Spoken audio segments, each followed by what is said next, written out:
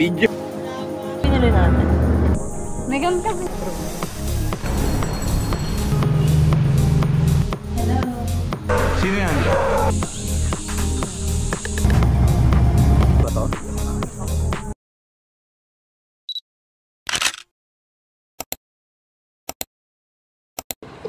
Ano kayo sabihin nila?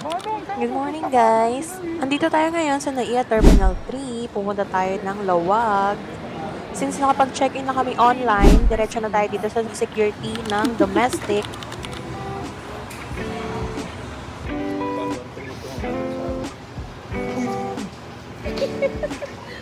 Yes, sabi ko nga nalalaglag yan.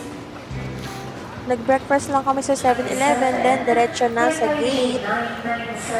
Eto, nakaboard na kami niyan. 4 AM yung flight.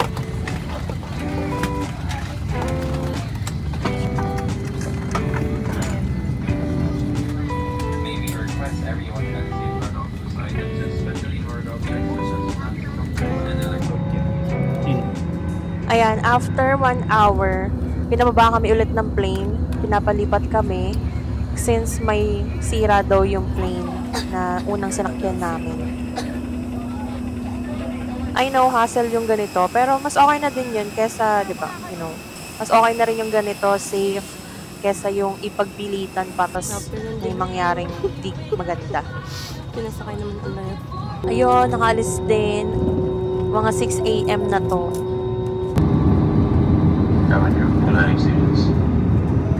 After 45 minutes, nakapag-landing din sa Lawag International Airport. Tapos diretso na kami niyan sa bahay ng family ng partner ko. Lunchtime!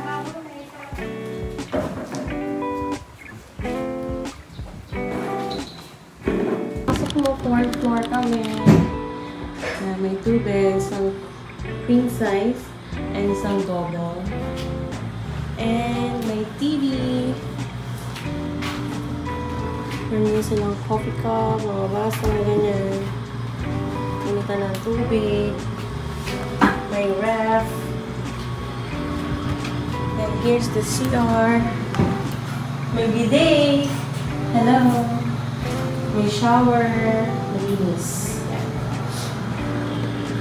And may pa-aparador. Pero dalawa lang. Ay, hindi. Meron pa ng hanger pala sa class. And here's the view. Wala lang. Yan lang yung view. Nakakara na yan. Diba? Yung aircon. Parang luma na siya. Pero malinis pa din, no? After mag-freshen up, balik kami kalaman ng Levy kung saan kami nag-lunch kanina. Alam niyo na kung anong gagawin namin. Chill plus inuman, of course. Ayan, pabalik na kami ng hotel. Nitod kami ni Kaloy, pamangkin ng jowa ko. Yan, kinaumagahan, babalik ulit kami kalaman ng Levy kasi mag-breakfast kami doon. Napag-usapan din kasi kagabi na mamamasyal kami today. And dihiramin yung sasakyan ni Manong Nestor. Tapos, ang magdadrive sa amin, si Kaloy ulit.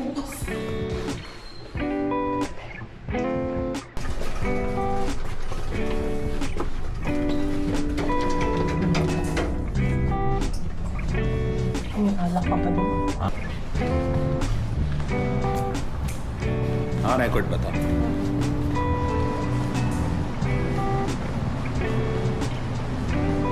Thank you, boss. Pagkalabas nga pala ng hotel namin, share ko lang na andito lang yung pilahan ng tricycle. Yan o. Pagka kaliwa mo, paglabas ng hotel, Yan, pila yan eh. andyan yung tolda kung saan nakapila yung mga tricycle. Tapos pwede ka nang sumakay dyan yung pumunta sa kung saan-saan sa Lawag. Very convenient. And marami din dito, 7-Eleven, mga fast food, na malapit sa hotel. Meron din grocery. Kung saan pwede kang bumili ng mga essentials mo, ganyan. So, napaka-convenient yan.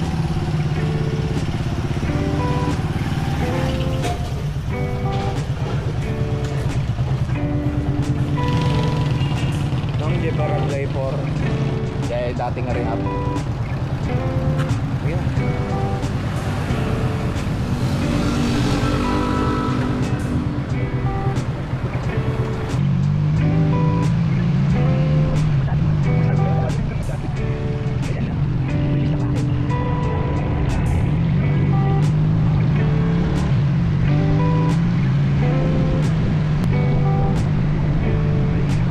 At ayan, nakarating na kami dito, Kalamanang Levy. Nagre-ready na sila ng breakfast. Ito nga pala si Manang Salve. Ay, Manang Salve. Ang sarap ng suka at saka ng mangga na binigay niya sa amin. Hello ko na muna. Agsao ka ha? Ito na yung breakfast. Thank you po, Manang Levy. Talaga. Mahulog mo sa pagkain. Ayan, after na mag-breakfast, umalis agad kami. Ito na yung first step natin. Ang sistema dito, ipapark mo yung van dun sa may pinakabungad. Then magta-tricycle ka paakyat kasi bawal na yung mga malalaking sasakyan paakyat dito. So ayan, kaya kami nag-tricycle.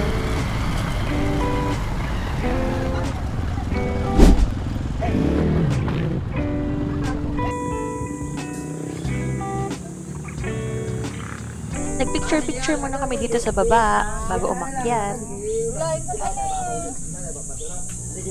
1, 2, 3. Ayan. Kaya mo? Dalawa lang tayo. Hindi na yata sila aakyat eh. Ay, mahirap. Walang hawakan eh. Ikaw, hindi ka rin? Oo, hindi ka makakababa na. hawakan. And ayun, kaming dalawa lang ng jowa ko yung umakyat kasi kasama namin is mga senior and may mga kids. So baka mahirapan sila and mataas kasi to. Ako nga nahirapan dito, hingal na hingal ako dito guys.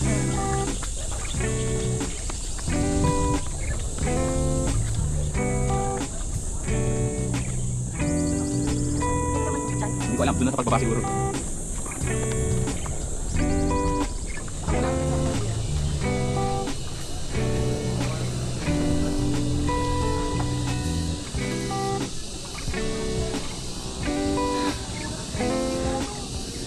Pag akyat mo, merong entrance fee, 50 pesos yata or 100 pesos. Hindi ko maalala pero para mga ganong amount lang naman.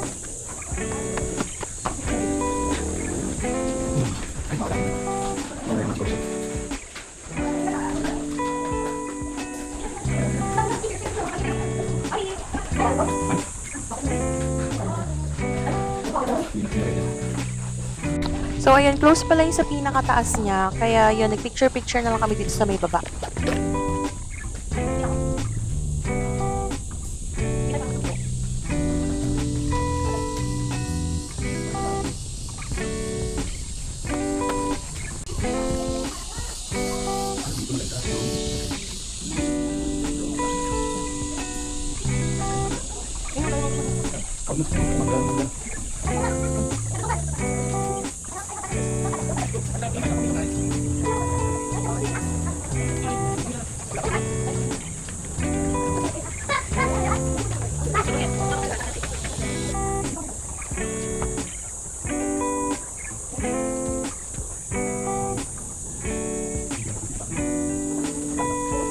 After mag-picture, baba na ulit kami. Ang init nito sobra. Mukha lang hindi sa video pero mainit talaga siya.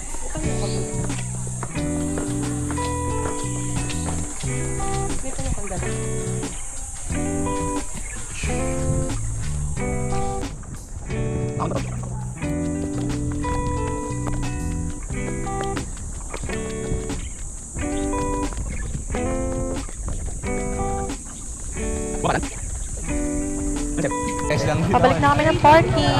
Ayun, tricycle ulit kami. Daan lang lolo ah. Kaya hindi ka mauntaw.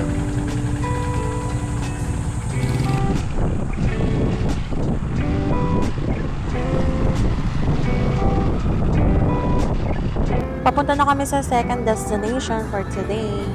Doon eh. Taas. Ikaw, dapat doon sa taas.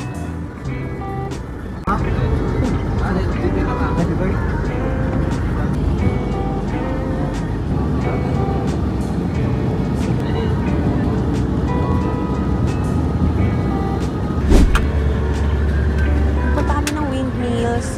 Wala naman kayo masyadong ginawa dito. Nag-picture-picture lang kami. Attach kayo picture dito.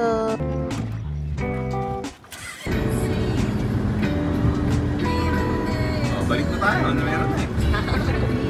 Hindi ko napanood yung episode na yun.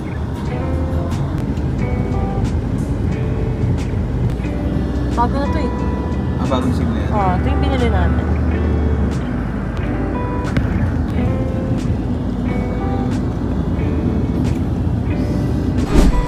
ginagawa mo dyan? Ito naman yung Patapat Viaduct. Nagpicture-picture lang din kami dito. Grabe, sobrang init dito. Tirik nung araw, tapos ang sakit niya talaga sa balat. Carl, Tawag ko eh, mauulog eh. Kasi ba't kasi pinapahiga mo?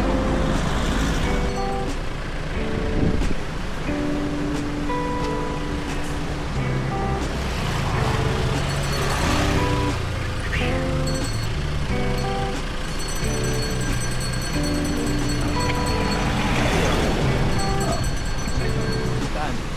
Dito. Paano ba? Dito na lang. Pag ganun, di ba? Pag ganyan. Sige lang. Basta makita mo lahat.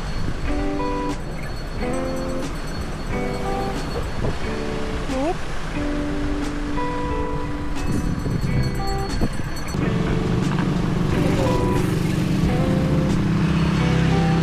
I'll insert the picture here. Magandang mano rito pagka... Okay, ano ba? Hindi pa. Pwede na. Sabi ka muna. Unahan ko na. Naka-record ba to? Oo.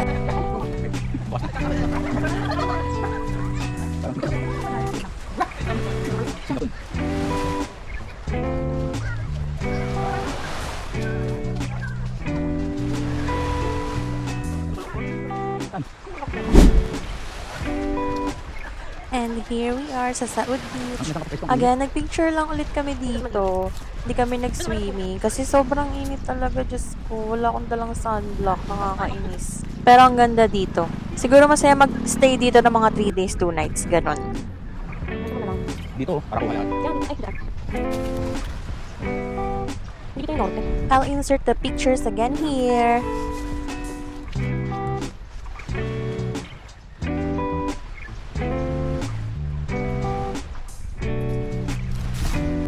One, two, three.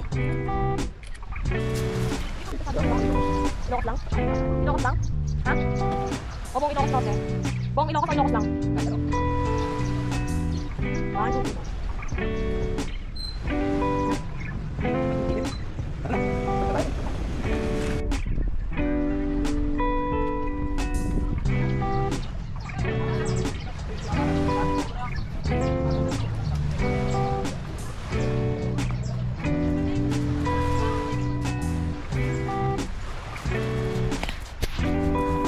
Doon, sa Ilocos Norte. Wala.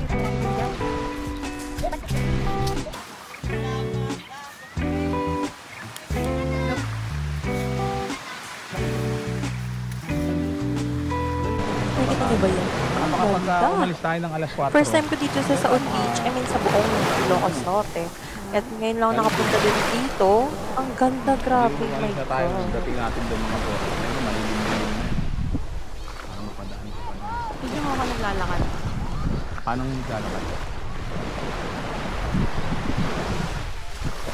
How I wish na nagstay kami dito ng mas matagal. Like, Hindi 3 days, 2 nights, mga ganon. Mga alas 2. Ano? Ano ba? Gusto mo ba mag-swimming? Hindi. Diyan ka na.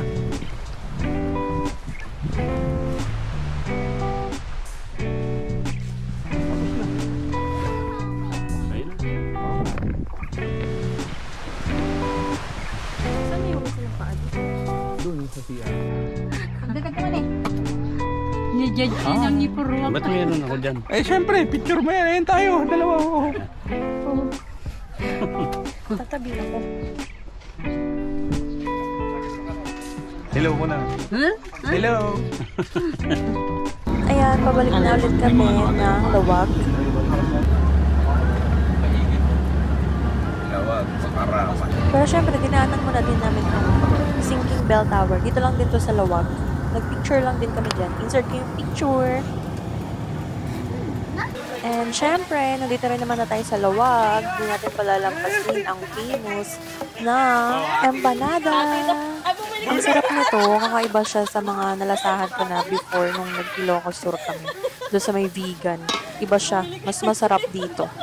Please don't get me wrong. Parehong masarap. Pero kung ikukumpara silang dalawa, yung empanada sa Ilocos Sur versus dito sa Lawag or sa Ilocos Norte, mas masarap dito sa Ilocos Norte.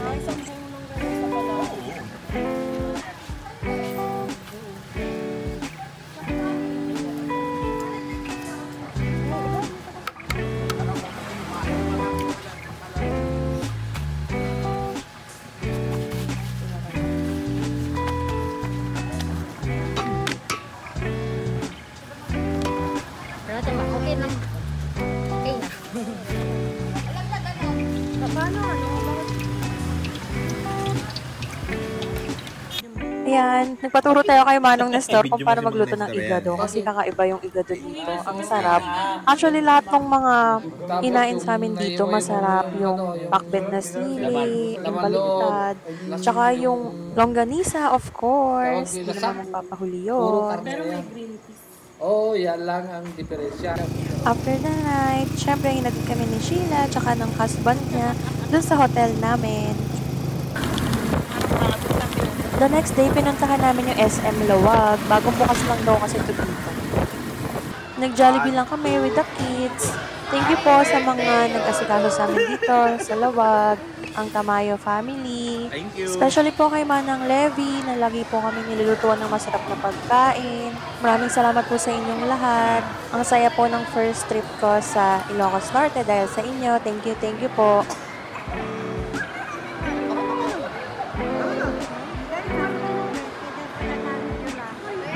After namin mag-SM Lawag, hinatid nila kami sa bus station.